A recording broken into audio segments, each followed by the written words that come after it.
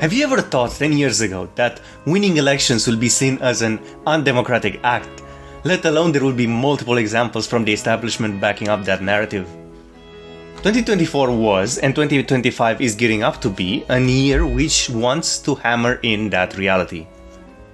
Welcome to an unscheduled Lessons in Political Maturity. Democracy is a joke, and it's time to admit it. Part 1. How do we know this is a problem? Last week was the German election, and it has some controversy about how democratic the outcome was.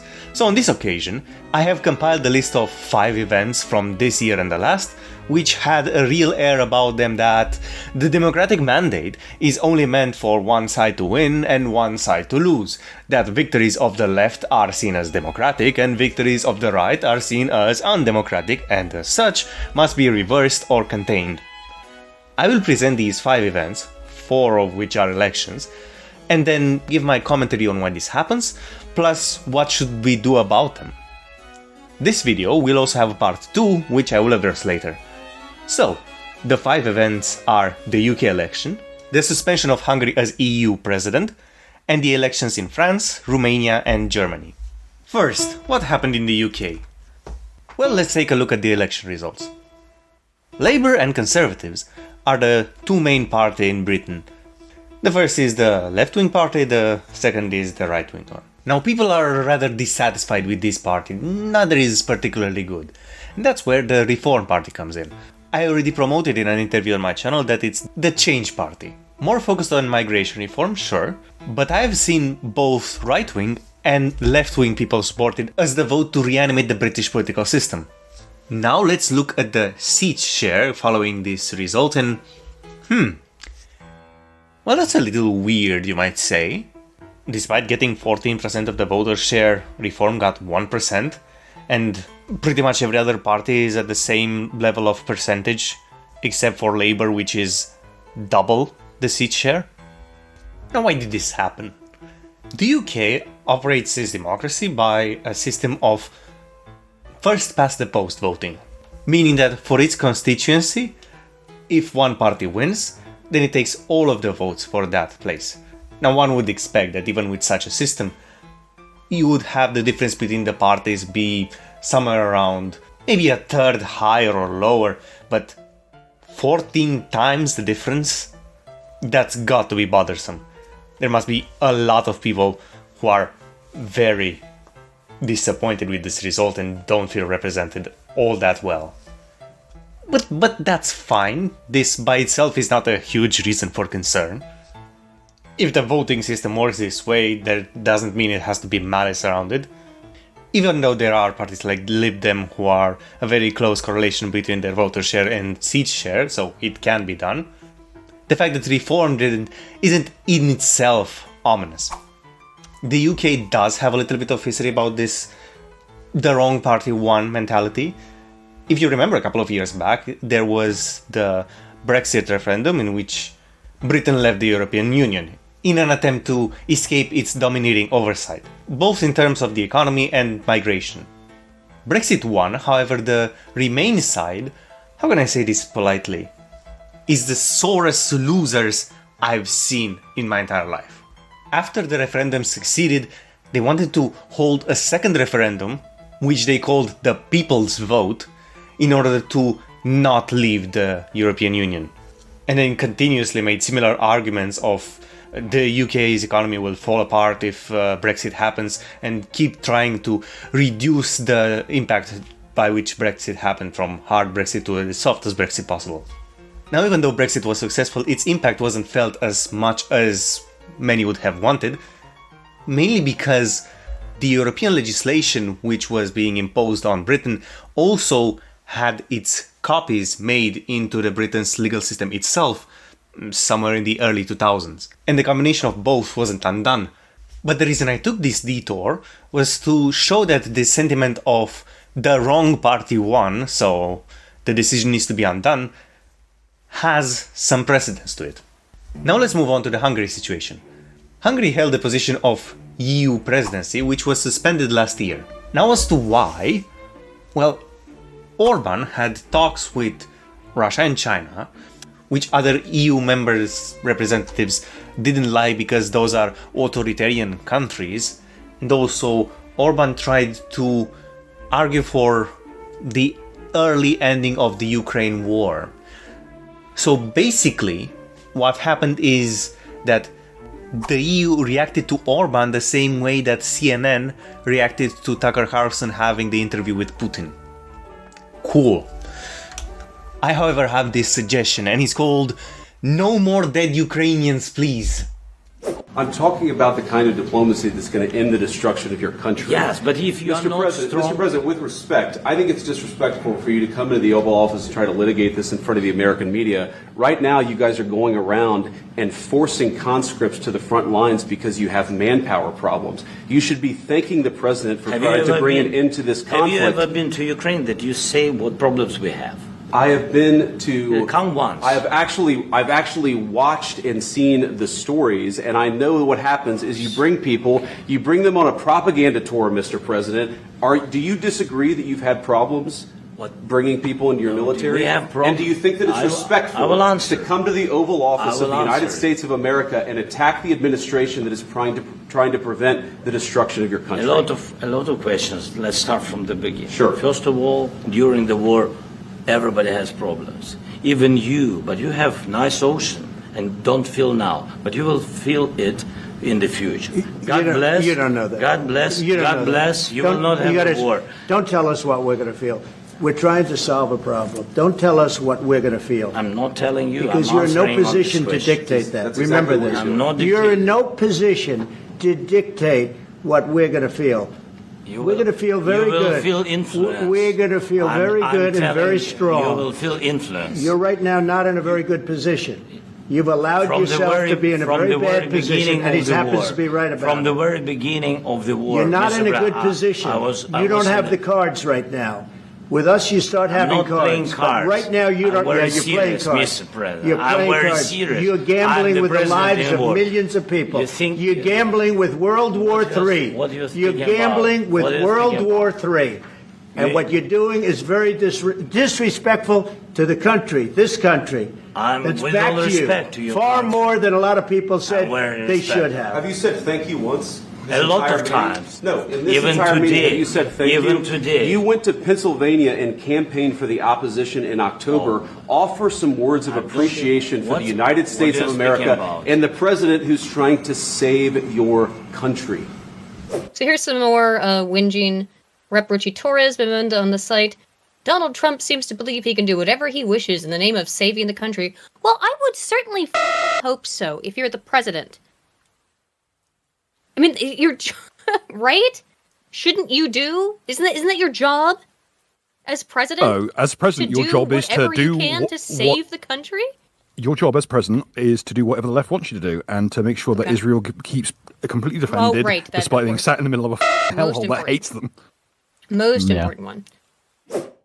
Zelensky will probably be remembered as a great source of damage to Ukraine's standing, as probably Churchill should be remembered. I mean, just look at a map of the British Empire from 1910 to 1950 and remember his blunders during the world wars at Gallipoli and the Somme.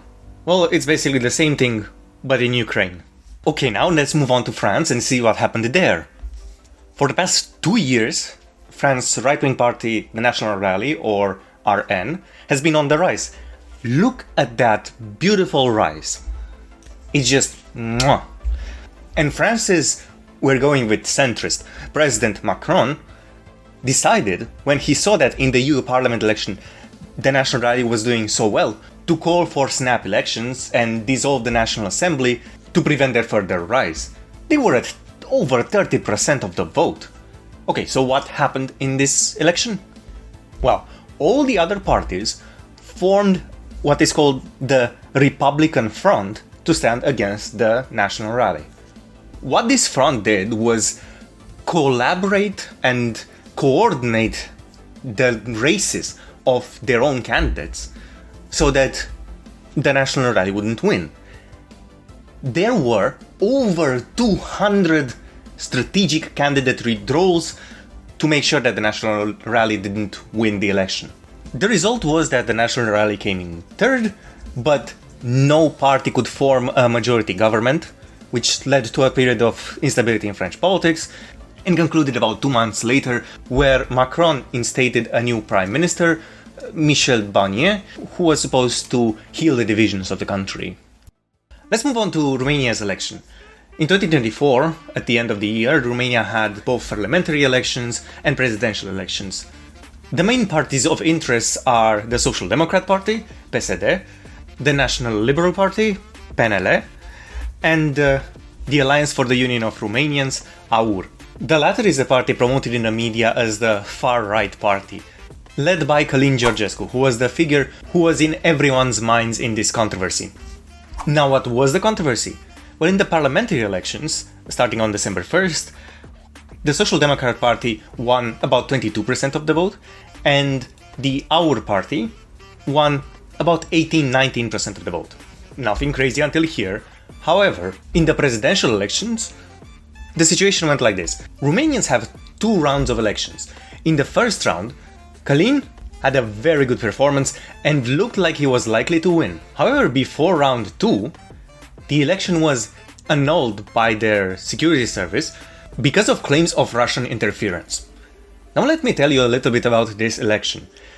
This AUR party, and especially his leader, are more than anything, rather than being a far-right party, a protest vote party.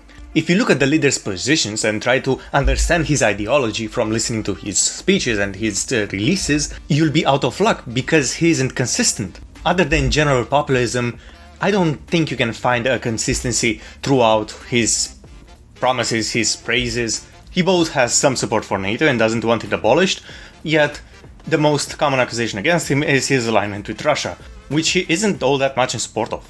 Speaking of Russia, as I mentioned, the annulment of the election has been on the basis of foreign Russian interference, mainly through TikTok. Now I have 2 problems with this, not with the allegations against Georgescu, but rather on the foreign interference stuff and how much controversy is over them. First, in this particular case, because the alleged foreign interference was funding of various TikTok accounts to spread his message, if the main problem was the campaign contributions, that makes a contrast between the stated preferences and the revealed preferences of democracy. In democracy, are voters not supposed to have a will and to represent themselves with their interests and select policies based on the candidates which best would represent that will? Well, if that's the case, then extra campaign contributions would mainly contribute just to more exposure. And if more exposure is all it takes for the democratic process to be challenged, then wouldn't that mean that it is just a popularity contest and all this rhetoric about policies are false? The second problem relates to the foreign part of foreign interference. Last year as well, in Moldova, the country between Romania and Ukraine, there was a referendum on joining the EU. And again, accusations of Russian interference were there. The vote was in favor of joining the EU, but at under 51% approval. Now, something I've heard about this election, and part of it seemed to be true, as far as I could verify, is that the voters, the Moldovan voters living in Ukraine, were not permitted to vote, but the ones in the EU were. Now, about this foreign interference being a problem, I honestly don't get it. If a foreign state manages to change the opinions of the voters themselves to other policies, to other approaches, to candidates which support other interests, why is that a problem for democracy itself? It wouldn't be unless only votes which align with certain platforms would count. Now, I would understand some forms of election interference which would be detrimental, like misrepresenting the positions of politicians or implications of certain policies. Yeah, sure, lies, deliberate lies, would be a form of interference which would be valid to stop. Similarly, importing a different population than the voter base and making it vote in the elections despite not qualifying, that would also be something which would need to be stopped. But simply spreading the ideas of a certain person and people finding that more agreeable, I don't see any problem with that. And given my experience with the political developments I've seen, I wouldn't fully trust the fact checkers of which were the lies unless very detailed explanations were given. Many times, including in the description of the Romanian candidate we discussed earlier, I find more third-party descriptions of his position than him describing his positions in his own words. As for fact-checking, on multiple occasions I've seen fact-checks which were mostly false in the verdict of the site, but when looking through their own case, it was basically, oh, the truth! The truth was just a less strongly worded version of what we described as false. How are you supposed to trust that? I can't. And most of the times I've seen, these fact checks, as I describe them as just word that thing more softly, benefit the left. Must be 8 or 9 times out of 10. This is just food for thought. Now, for the main event, the German election. Ever since German reunification in 1990, and actually a little bit before that, but we're not interested at the moment, German politics was dominated by two main parties. The Christian Democratic Union or Christian Social Union, CDU or CSU, and the Social Democratic Party, SPD. Both of them have gotten consistently over 30% of the vote each and were usually followed by the Free Democratic Party, FDP. Now in 2017, another party was formed, the AfD, the Alternative for Deutschland. And it has a stronger stance on migration than the other parties. It started better than at the level the new parties were usually forming and has been on the rise ever since. In fact, here's this graph I prepared showing you the evolutions of the parties, and you can see that the main parties have been on a constant decline in this period, and the AfD has been on a constant rise. In the current 2025 election, it won second place. Now, the way the phenomenon of one party is supposed to mean manifested this time is the fact that the German government needs to form a coalition government to rule. The way it happened in 2025 is that the CDU aligned itself with the SPD, despite the fact that this alliance would make them harder for both of them to rule. All of it just to keep the AfD out. AfD which won in the entirety of West Germany except for Berlin. These 5 events which I presented individually may not seem like a big of a deal, but the fact that all of them happen in the span of 1 year forms for some a worrying trend. Now, I'm not saying that this trend is anti-democratic. On the contrary, I'm saying that this is exactly how democracy is supposed to work if you look at it on its structure, not on its propagandistic message. Democracy at its core, it's a political system which chooses the leaders of a country based on their ability to promise good outcomes. These promises may sometimes be based on the politician's past performance, but it doesn't have to be that way. There are always outsiders which enter politics immediately, and they still have a chance of winning. But at some point, politicians can realize one of two things. One is either basing their politics in how much they can get from the coffers, or, the one which I want to highlight, is taking the perspective of, but what if we achieved less and we spent each election cycle trying to undo some superficial aspects of what the other party's policies have been? Sure, people can enter with principled motivations, and at the beginning of the political process they may even be dominant, but in the long time, incentives will win over principle. Not because people betray their principles, but because people which are only motivated by the incentives begin to dominate. Incentives like the pay, incentives like getting to control the conversation, and yes, up to including only certain positions are allowed to win. This is realized through the narrative of the big bad. How does this big bad look like? Well, it's usually the party which is said by the mainstream that if it wins, everybody will be poor, as it was in the case of Brexit. There will be endless suffering, as they're trying to justify with not continuing the war in Ukraine somehow, and nobody will ever be happy. I admit I'm presenting an extreme version of it, but you get the principle.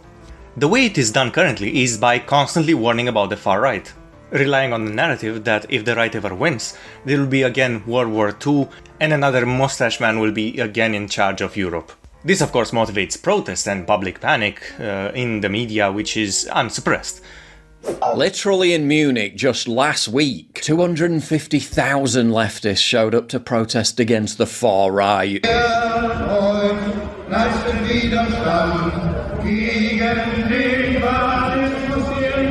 The Telegraph reports that Germany has seen so many terrorist attacks committed by foreign citizens over the past 10 months that it's difficult to keep track of them. 6 major ones in just the last 8 months alone. Die Grenzen lückenlos schließen und jeden illegal und ohne Papiere Einreisenden zurückweisen und eine ganz klare Ansage an alle Welt: Die deutschen Grenzen sind dicht, liebe Freunde. Sie sind dicht. Wanting to impose measures that will protect German women? Naturally, she must be a Nazi then. Alice Weidel an. Was haben Sie für Lena im Angebot? Sie würde gerne Vollzeit arbeiten gehen und ihr Kind in die Kita bringen. Ja, also kommen Sie da mit Nazi-Ideologie jetzt weiter? Das ist echt spannend. Können wir das bitte sein lassen? Entschuldigung. Ja, können wir einfach jetzt Frau Weidel auch aussprechen lassen erstmal und dann schauen wir mal weiter. Gerade Nazi gesagt. Ich weiß. Machen Sie bitte einfach. Gehen Sie mal auf die Frage. During a nationally televised debate, not only did she have to fend off rabid slurs from her political adversaries, but from the supposedly non-partisan audience itself. Komplett abgeholzt für diese Windmühlen der Schande. So, für die... Es ist das unparteiische Publikum, was Sie eingeladen haben. Das finde ich schön. In addition to sustained protests by left-wing activists, who after showing up to a memorial to harass people who might dare express right-wing opinions, in response to an Afghan migrant stabbing a 2-year-old boy in a park in Aschaffenburg, Was ist denn ein Faschist? then throwing a dance party in Berlin in support of more mass migration.